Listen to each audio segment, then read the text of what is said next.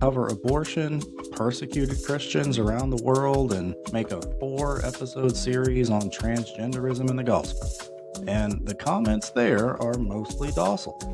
Then I make one video denouncing polygamy in the New Covenant, and the comments lose their frickin' minds. But I really shouldn't be surprised that men will defend a doctrine that allows them to walk through life like a Christian pimp. I'm St. K, and you're listening to Foreign Saints, and my mission is to keep Christianity unique in this world by reviving the hearts of those who are called to die daily.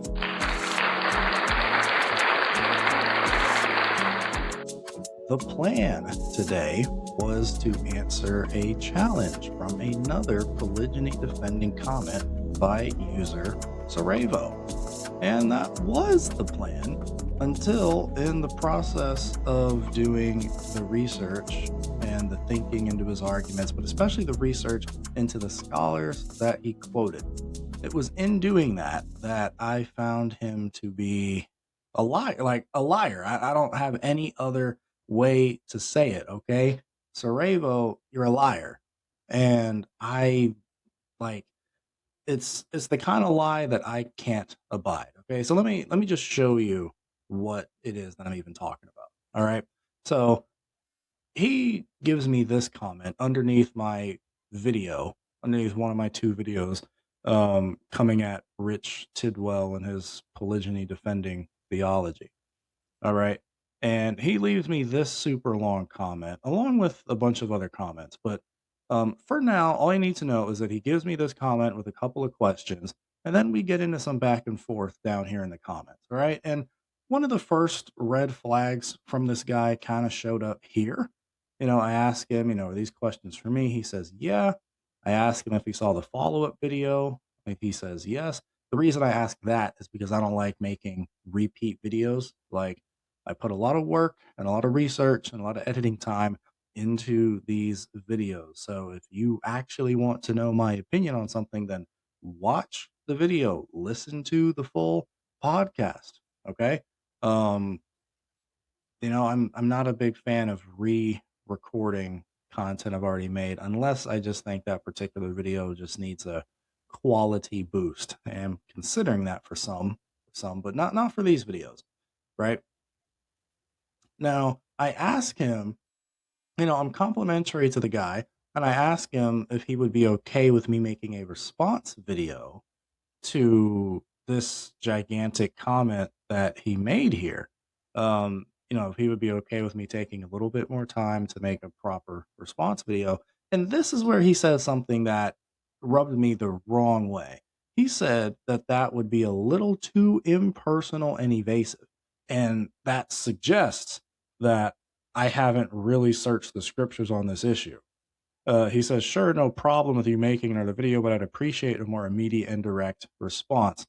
Now, keep in mind, in his original post, he said, here are 4 questions about which I hope you will prayerfully meditate upon at length. And I confronted him about that. I said, you literally asked that I would prayerfully meditate on the questions you asked, but now the response has to be immediate and not in video form. So no, I stayed 10 toes down for the reasons I gave here in the comments section. I don't see the problem with taking the time to consider the argument, look up the context behind each of the scholars you quoted. By the way, I'm really glad that I did that, because it was when I looked into the context behind the very first scholar he quoted that I find, in my opinion, I find him to be a liar, not worth my time at this point. Not when I already have, as I said, 2 videos on this to suffice to give my opinion, along with a bunch of other teaching videos through Matthew's gospel and some other things that touch on marriage and, things related or at least tangential to the topic of polygamy and polygyny. Okay. So, and he's like badgering me down here, so what's a reasonable amount of time?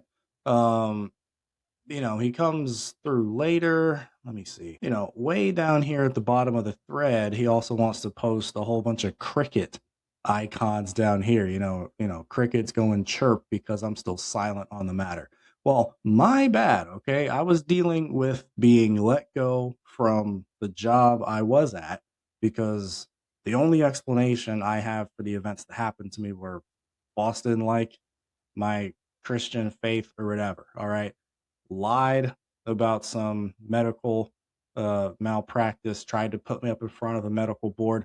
The medical board ended up siding with me on the issue, completely sided against him and his lie. But that situation created a whole bunch of things that we needed to deal with. We ended up moving to the state of, we ended up moving to a new state because of that. So I was dealing with that while I was working a contract at a hospital 4 nights a week. Right, I had other things to do, quite honestly, than make a third video about a topic that I've already put to bed. Okay, um, but I promised him that I would. Right, so I was going to come back around to it. Right, and so I came back around to it, and look at this. All right. I say Hebrew Deenies all the time. All right. I use this phrase on this show, Hebrew Deenies. And it's just a little silly phrase I use for people that like to play games with the original language, to try to stuff in and do magic tricks to make one theology magically appear like something else. And so let me show you what he does. Dude dropped a lot of comments, okay? So I had a lot of stuff to look through. As I was looking through this stuff, I discovered that some of the objections he gave are objections I already answered in one of my 2 previous videos. This is one of them. The objection about 1 Timothy 3:2.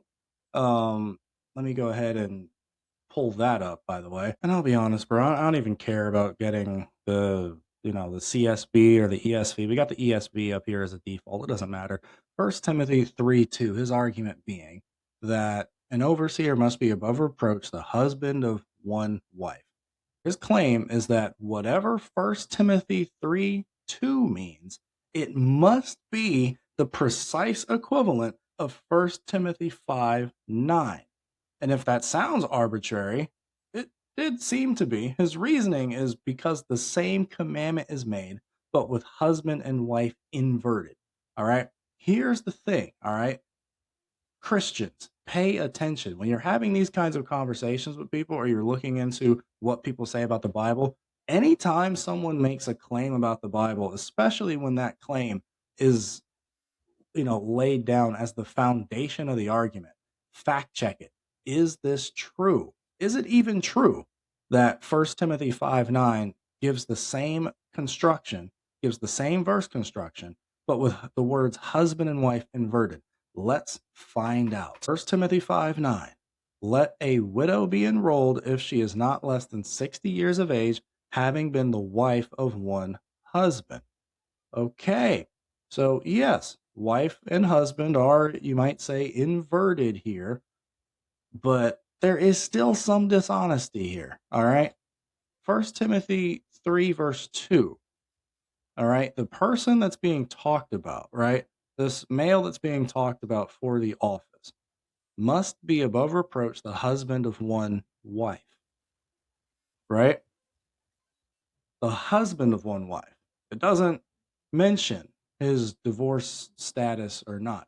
But when you come to 1 Timothy chapter 5, it specifically specifies a widow being enrolled in, in this local church charity, right? So, yes, even though the wording is similar here, the situation being talked about is different. And that does potentially change the context. He doesn't mention that, though. He doesn't mention that. Is that the lie that set me off? No, no. That's the usual kind of lie and dishonesty that I'm used to dealing with. That's not the issue to me. The issue is when he wants to quote a scholar way down here, right? He says, after he lays out a whole bunch of stuff that I've already handled in a previous video, which is why I'm not getting into it now. I'm not running. I'm just not repeating myself. Go watch the previous video on this topic if you want to see my actual rebuttal of this. I think it's quite simple. I think it's actually really simple. But look at what he says here, okay? He says, what many presume to be a straightforward command against ordaining polygynists in 1 Timothy 3, verse 2, turns out to be tangled up in some highly questionable and objectionable results if we interpret it that way.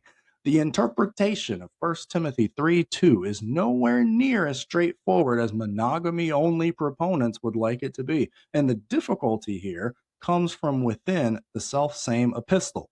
Okay, let's see what he's got. This is worth some more in-depth analysis.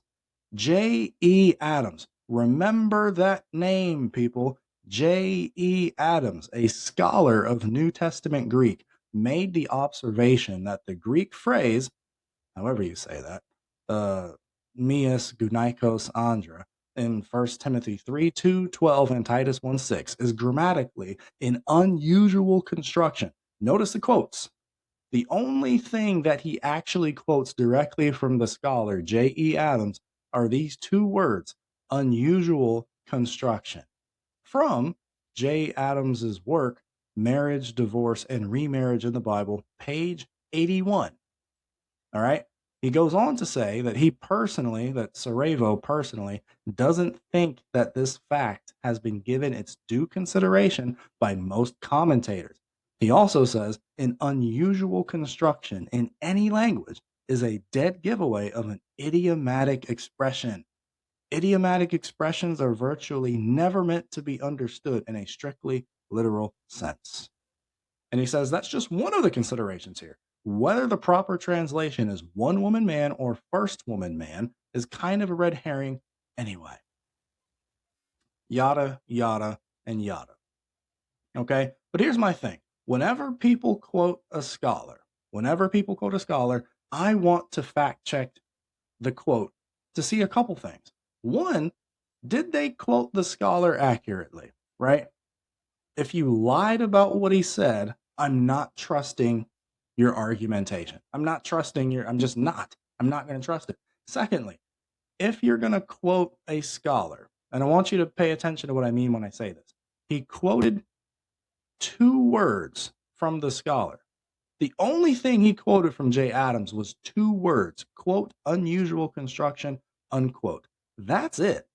That's all he did. After he quoted those two words from the scholar, then Sarajevo goes on to give his own interpretation of that. But here's the question. If the opinion of the scholar that he quotes agrees with him, why not just give that full quote? Why not just do that? Now, it would be one thing if he opened up this and said, J.E. Adams, a scholar of New Testament Greek, and who is also not a polygynist, but what he says here agrees with my point as a polygynist. That would not be dishonest. That would actually be really strong rhetoric, actually. But that's not what he says. But that's not what he puts here. Right? So when I go to, it took me a while to find it too. Because I didn't want to actually buy the full books. I was doing my best to see if I could find a PDF, you know what I'm saying, free PDF sample or something. And I did. Google Books gives me a sample from Marriage, Divorce, and Remarriage in the Bible by J.E. Adams. And luckily enough, page 81 is part of the free sample that you get when you look it up. So that's nice. I didn't even have to spend money to debunk this lie. But on page 81, you do find those two words, right? Rather, Paul consistently used the unusual construction, the husband of only one wife. So, okay. So far, you at least passed the first check. All right. J.E. Adams on page 81 did use the two words unusual construction without anything in between. All right. Sweet. You quoted the scholar's words on the page accurately. That's real nice. But this is where the lie comes in. All right. He quoted J.E. Adams saying that the Greek of 1 Timothy 3:2 is an unusual construction, as a way of saying that the unusual construction itself points to that Greek being an idiom, like a turn of phrase, right? A saying, right? And that saying because it's an idiom and kind of poetic and not completely literal, therefore polygyny. That's really the through line of his argument. Because it's an idiom, therefore polygyny. Because it's an unusual Greek construction, therefore polygyny. Okay. So that created the next question in my mind. Does J.E. Adams, the scholar of New Testament Greek, come to the same conclusion that you did? I mean, you're quoting him for this purpose. I would assume that he did. But I was suspicious because he only quoted 2 words. He didn't quote J. Adams's opinion on his own thought process. So I looked it up, and this is what I found, and this is the part. When I read this, this is why I'm not dealing with your argument, Sarajevo. This is why. This is why. Because you went to a scholar that disagreed with everything that you argued in that comment. Everything that you argued in that comment. But you want to quote J.E. Adams as if he agreed with anything you said. All right, let's look at what Jay actually wrote. Rather, Paul consistently used the unusual construction, the husband of only one wife. He was concerned not about how many times a man had been married, but about how many wives he had.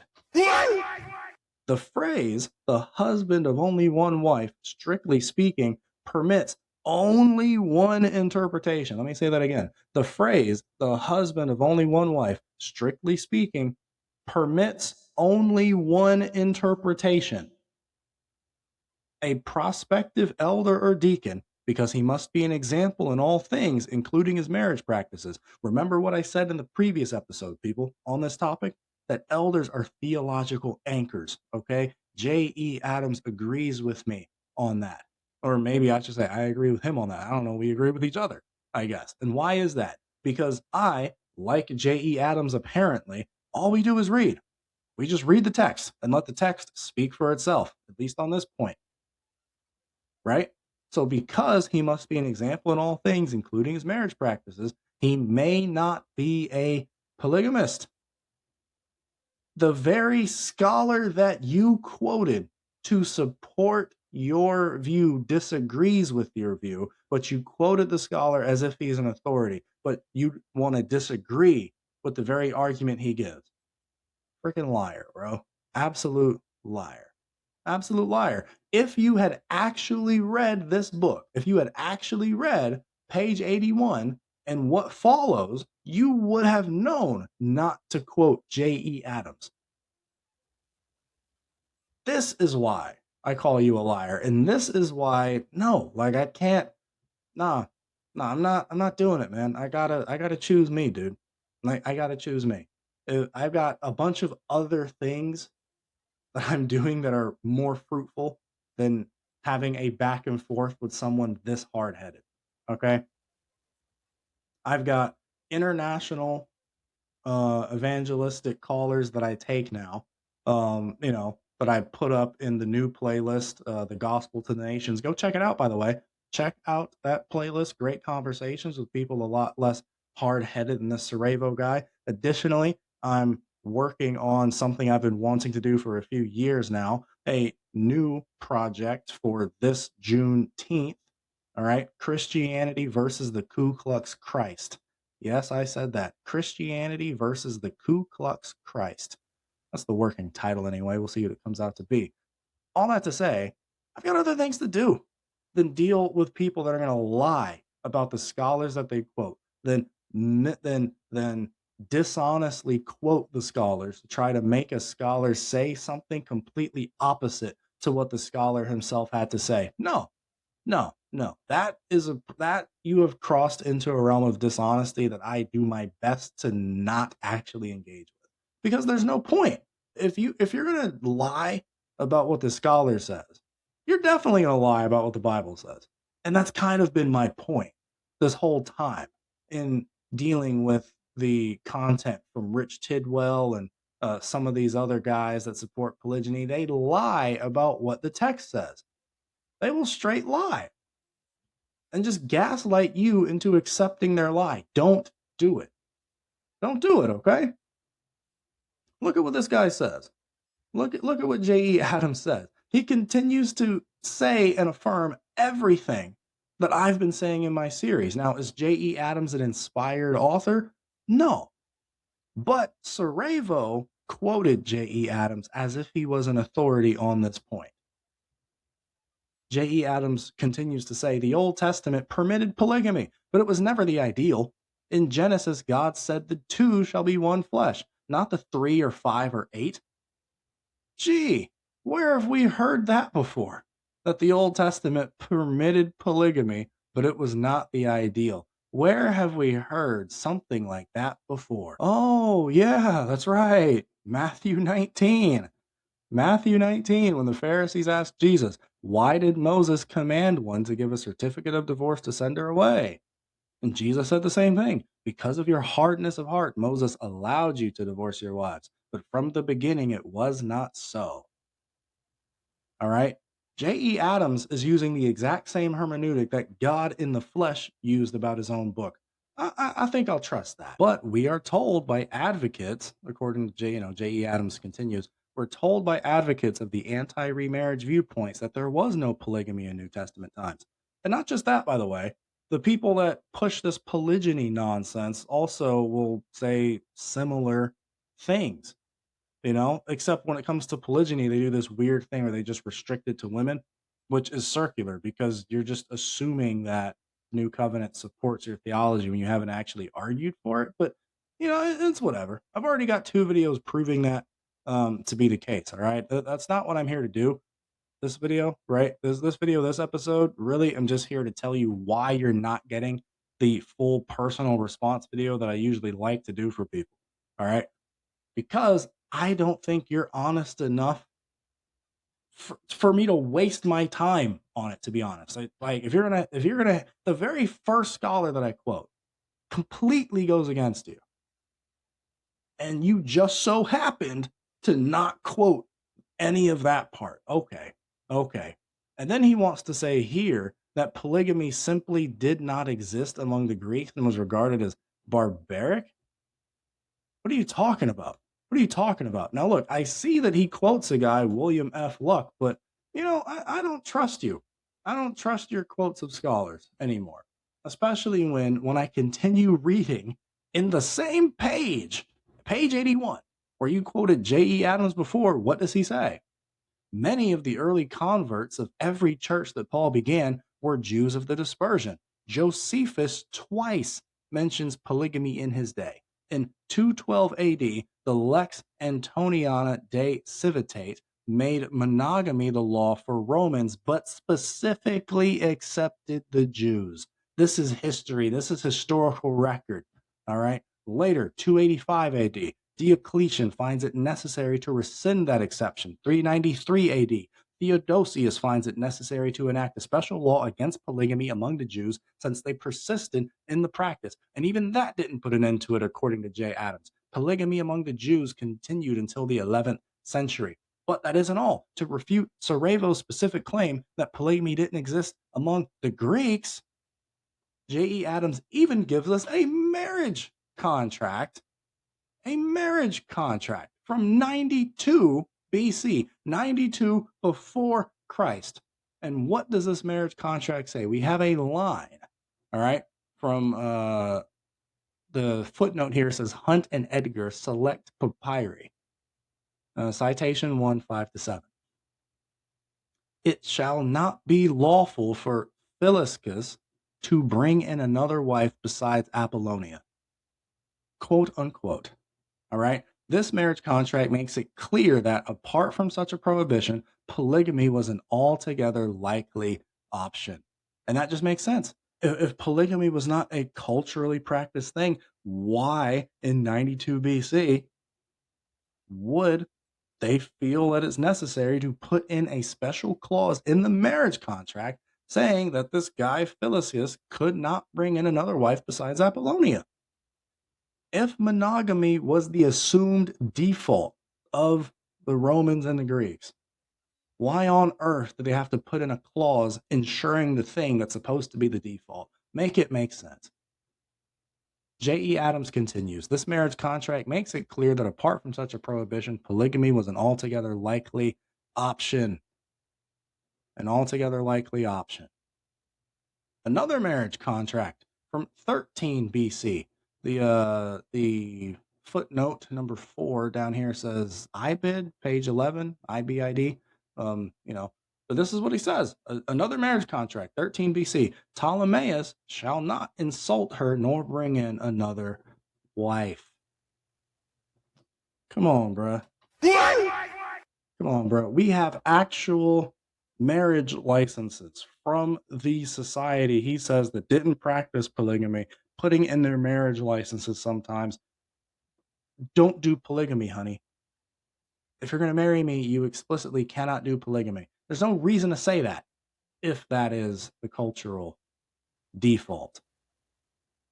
So all that to say, bro, you're a liar and how you deal with the scholars. Okay?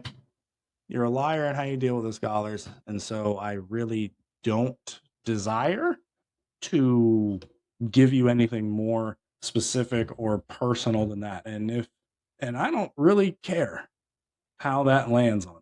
I really don't. Okay. If you feel insulted by that, feel insulted by that. I don't care. I don't care. All right. Cause I did a lot of work.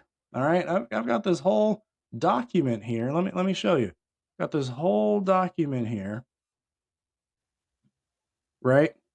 Had your questions, right? I considered it, did a bunch of other stuff, right? I was actually beginning to do this, right? I got here after I was assessing your argument and then decided, you know what? I should finally actually look into the scholars he quotes and understand why he quoted those scholars.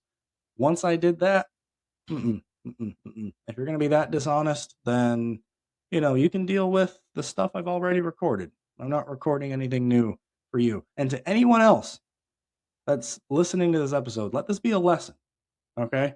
Yeah, I'm not some big channel, right? But that's almost why I'm going to enforce this a bit more, because it's just me. It's just me. If I'm not writing an episode in Matthew, it's because I'm doing something else, right? So I want the stuff that I'm doing to actually be worth my time. So if you're going to ask me dishonest questions like this, that's tough. That's tough. All right? Not this one. Not this one. I choose me. And I choose to let my time be efficient. Let that be another lesson for the true Christians that listen to this show in how to deal with people like this. All right. If people are going to quote scholars, take the time to fact check the scholars and see if the scholars that these people quote when they're trying to prove heresies to you, see if the scholars that they're quoting even agree with their position. Because if they're going to rest on the authority of men, if they're going to rest on the authority of a scholar to back up their false theology, then the least they could do, unless they're purposely trying to quote a hostile witness to their position, which is a rhetorically powerful thing to do, if they're not trying to do that, then the least they could do is pick a scholar that actually agrees with their position instead of picking a scholar that would actually undermine their position. All right. So shorter episode this time, which is nice for me. Stay tuned. I've got a couple of calls lined up this weekend. Hopefully, as long as the recording software doesn't glitch, I should be able to do it.